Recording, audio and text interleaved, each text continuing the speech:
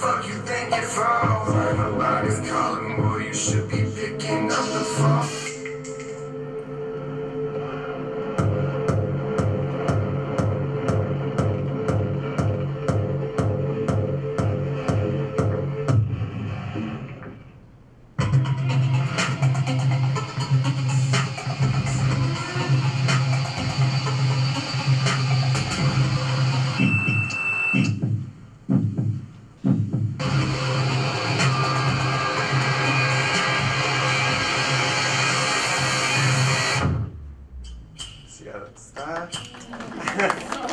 So that scares me to even look at, but the reason I wanted to show those is like I said, still get nervous to look at that stuff, and it's still nerve-wracking to kind of like expose yourself as an artist, and I'm sure anyone in here who works in the arts can relate to that, and I wanted to kind of take you guys through the process for me of, oh yeah, so that's a Drake reference. If you guys don't know Drake, I will answer any Drake-related questions after the talk. I just wanted to bring you guys through the process for me of getting from someone who was working behind the scenes and kind of always flirting with the idea of making music and DJing and doing all these things that kind of put yourself on a platform where you can be judged and criticized and all these things, but also, you know, can make great strides and, you know, make it a career, and to go from working behind the scenes to doing that. So to me, and obviously the concept that Remy asked me to speak about today was breaking conventions. So to me, breaking conventions means to lean away from what's normal and what's expected, and to instead go towards, you know, what is authentic to you, despite it not meeting, you know, some of society's or, you know, conventional expectations that you may have to come across in your life. First I did go here. I was only here 5 years ago, so it feels very strange. I have a very, you know, limited perspective on life outside of Latin, and not nearly as vast as the amazing speakers that I'm grouped with today, so I'm very humbled by that. As a student at Latin, I was extremely social. If I wasn't friends with you, I definitely said hi at the very least. I enjoyed being with my fellow students, the faculty. I was, you know, distinctly different in, you know, my sense of humor and the things that I pursued, and Latin really embraced me for that, and that was a really great thing, and it kind of helped me to, I think, build to where I am now. And I actually won the Gregory Leith Stark Award when I graduated, which was for unselfish behavior, friendliness, and courage. The irony of being an egotistical artist now. I was talkative, tall, and lanky, like I still am, but perhaps the most discussed or arguably controversial thing that I, you know, was associated with me when I was coming here was that I was suspected to be gay, and then I was going to have a huge slide that said gay, but I decided that that might not hit very well. Even though I was only in high school, you know, less than a decade ago, the strides that have happened, and I'm sure a lot of you are seeing this now, and you're very much an instrumental part of it, the strides in the LGBT community as far as visibility, as far as acceptance, as far as, you know, making the LGBT community known and making it a wide conversation, it was not, those strides hadn't exactly started happening yet. It was still a time that was, you know, a little bit more conservative, a little bit more, there was more questions that weren't being asked, and sort of like a live and let live mentality. And because of that, I never felt the need to address my sexuality, and I never addressed it to anyone else or even to myself. And so I started to feel kind of the heat. I mean, I'm sure you guys know how high school goes. Rumors go around. You can kind of feel when that type of stuff is happening, even if it's not right in front of your face. And I started to panic, and when I realized that they were right, that I was in fact gay, and that in itself was breaking a convention at Latin. If anyone in my class can tell you, there was not a lot of out gay kids at the time, and it made it all the scarier to have to admit that to myself and to my family and friends. But I had to do it. You know, it was embedded in my being as part of who I am, and when I finally did, you know, have the courage to come out, and I was scared that I would transform into someone else automatically, and that I would lose my sense of self, and the complete opposite happened. I was completely embraced by all the people that had known and loved me for the, you know, over a decade of years that I'd gone to school here, and my family was extremely supportive. They're here today. Hello. I realized that I had tapped into a part of myself that was, you know, so essential and so authentic that it felt so right to be able to not have to worry about, you know, getting caught being myself. And to me, that's the true motive of breaking a convention. The reason behind, you know, deciding to go against the grain is because that's who you are. And that was kind of a mentality that once I tapped into, I brought with me on everything I did. And I had kind of realized that before this moment, I had been chasing this feeling of authenticity, of, you know, being my true self despite it not meshing with what might be considered conventional or traditional. And so after that, I guess not exactly after, the timeline kind of overlaps, but I don't know if you want to do the next slide. Do I have the thing? I'm buttonless right now. So in high school, I think sophomore year, I decided to, I had gone to summer camp, Camp Shy, for several years, and you know, it was the typical thought to just go again. And I had started to have this inkling towards the music industry. I wanted to be a part of it. I didn't know how exactly I wanted to be a part of it, but I knew that I loved music more than anything else, and that I wanted to somehow, you know, be a part of the magic that was happening with artists, specifically artists in Chicago at the time. Now there's this whole new wave of artists coming up here. Some of you guys probably know these people, Chance the Rapper and that whole crew. Those were kids that I was in the high school years with, so it's crazy to see them now. But at the time there was Fosterdamus, the Cool Kids, and these two guys, $1 Million Mano, who's Kanye West DJ for a long period of time, and Hollywood Holt, who just got signed to Kanye West's label. So I was seeking this out, so like a groupie or fanatic, I would follow them to every show. I would, you know, do what I could to be involved. I would work with like the Congress Theater, which I think is closed now, to promote shows. I would, I threw a concert with a fellow Latin student here, benefiting arts programs in Chicago public schools. I would drag all my friends, most of them who weren't aware of these artists.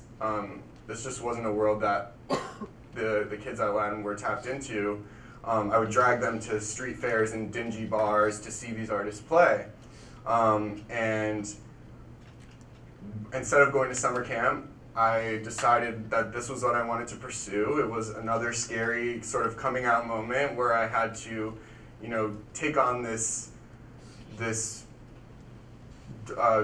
that wasn't necessarily understood. You know, it wasn't an extracurricular that was traditional, like being a part of student government, or, you know, being on the basketball team, which I was for freshman year, just for the record. And so in that, it was a scary moment because I didn't have, you know, someone who had made a blueprint of this. Now I think it's a lot more common for kids to work in this industry, especially Chicago has a booming music scene right now, but at the time it was just beginning, and I had not seen anyone do this before. So I got offered an internship with these guys' management company, and I just decided to go for it. And you know, I realized at that time that you can't worry about what other people think if they think something is strange, because everything, when it first starts, is strange. You know, look at any, you know, pioneer, any person of influence. You know, they, for the most part, they were not believed in at the time, at the you know, beginning of their journey. You look at, you know, someone like Flosstradamus now, who I know all of you guys know, is, you know, massive. They have 5 million SoundCloud followers. They just played 2 huge sets at Coachella, and when I would see them, when I was your guys' age, I would see them at the Division Street Fair with 100 people, you know? So it's a testament to this idea that the power of commitment is really what helps you break a convention. It really is what helps change you from something that people don't understand to something that people can believe in. You know, if you believe it, if it's authentic to you, you're always going to be able, people are going to accept it because it's who you are and you're living it outwardly. And I think that that's a testament to that. So I would say my biggest coming out moment was actually not coming out as gay at the Latin school. It was coming out as an artist. That was definitely the scariest thing I've done, but it was also equally liberating and like a really powerful moment for me, kind of in discovering my own calling. And I think it started because it was at bare bones the fantasy that I always went to. You know, when you're going to bed and you close your eyes, or you're trying to go to your happy place in your head, you know, this was the thing I thought of. I thought of myself on stage. I thought of myself, you know, in videos. It was something that just wouldn't leave my mind, and I finally I just finally decided to face it and really accept it as another part of me that was embedded in my being and something that I couldn't ignore. So I finally decided to come out with a song, and it was the first thing that I really wrote seriously. That was called Gay Rap Song.